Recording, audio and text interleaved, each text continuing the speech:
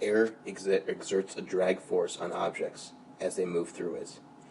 Air here is acting like a fluid, and in fact any fluid exerts a drag force as they move through that substance. So the same way that if you are trying to walk through a swimming pool, you feel a force acting against you that you have to push through as you are walking through that swimming pool. And when you have this drag force, faster objects experience a greater drag than slower objects, because those faster objects are pushing more air out of the way or more water out of the way, whatever the fluid substance is, in order to get through. And so by moving more air molecules out of the way faster because of your faster speed, you'll feel a greater drag. We'll also see that the size of the object matters, that the larger the object, the more of the air you have to push out of the way to get through, and thus the greater drag you'll have as well. Because of this, small objects and compact objects, like a brick or a baseball or something like that, typically have pretty small air resistance. They're not moving very fast and they're not very big. But if you have a motorcycle, for example, that moves quite fast and is fairly large, you can have a significant drag force in that situation. A drag force acts like a friction in that it is always in a direction that's opposite the object's velocity. It's always moving in the opposite direction of the motion of the object. Calculating drag specifically can be quite detailed because you're looking at the flow of this fluid around your object as your object moves through it. But for normal-sized objects traveling at a speed of v, which is less than a few hundred meters per second, so human scales, a typical model for air resistance, or the force of drag, is 1/2 c times rho times a times v squared. This force is a drag, is a vector, and so it has a direction. Its direction is always opposite of the motion. That motion is v. So when we look at this model, we have A, which is the cross-sectional area of the object. Rho here is the density of the air. It's the density of the fluid that we're pushing through. Typically, air is 1.3 kilograms per meter cubed at atmospheric pressure and at 0 degrees Celsius, which is a common reference point for pressure and temperature. It's just a good baseline. If you change the temperature or change the pressure, it would change how much air you had to push out of the way, and so that would change your calculations. V is the velocity of the object relative to the fluid, typically again the air, and c is the drag coefficient, which is a dimensionless number, but it depends on the shape of the object. When we look at different objects that are falling, these objects have different cross-sectional areas. So if we have a sphere, for example, that's falling, and it's falling downward, the cross-sectional area of that sphere looks like a circle. So that's how we can find the cross-sectional area, and because of the shape of the object, the c value is given as approximately 0.5. For a cylinder falling end down, you're also going to get a circular cross-sectional area, but because you have a different shape of a cylinder than a sphere, you have a different value of c. If a cylinder falls sideways, then you're getting a rectangular cross-sectional area as you fall down.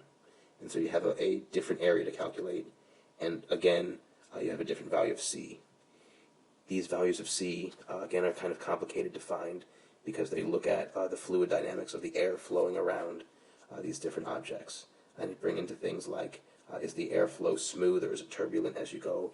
And thus they are averaged values and approximate values.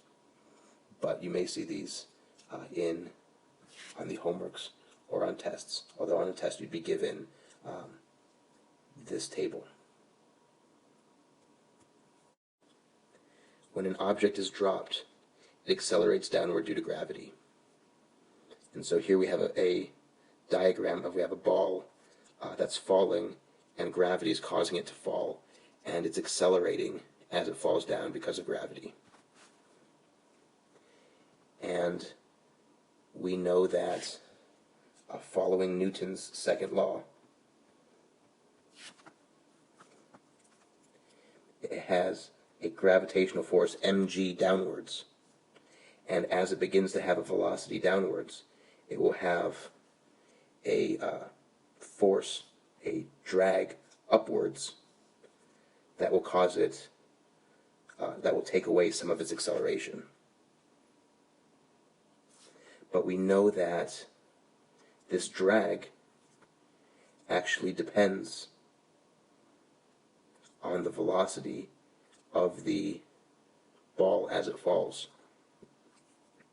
So 1/2 is a constant, c is a constant and has to do with the ball and its shape, rho is a constant and has to do with the air that the ball is falling through, a is the cross-sectional area of the ball and is a constant, but v squared is the velocity of the ball as it falls. We see here initially v is equal to 0, and this term is gone, and the ball begins to accelerate downwards at the speed of gravity.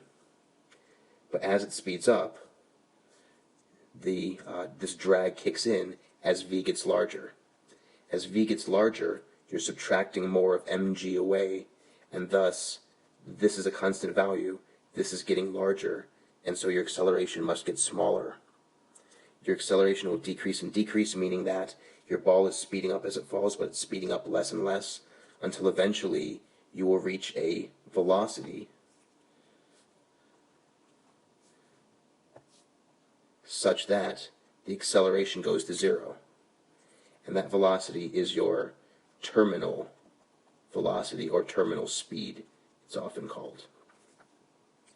When v gets big enough, when your velocity gets big enough, your drag becomes big enough that it cancels out the effect of gravity, and thus you don't accelerate anymore. You've reached a final speed where you have 0 acceleration, and thus that is the fastest that your object will go as you fall.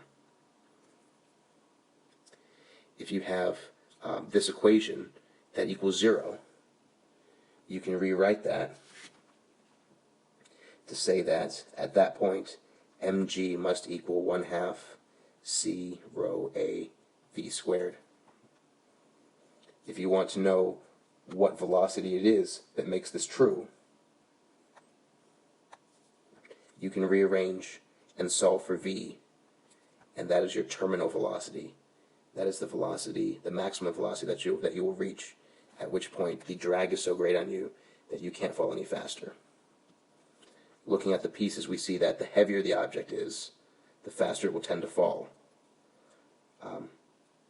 But if the air is denser, for example, if this is a bigger number, you'll have a slower terminal velocity because the air is thick and it's harder to push your way through, so you won't go as fast.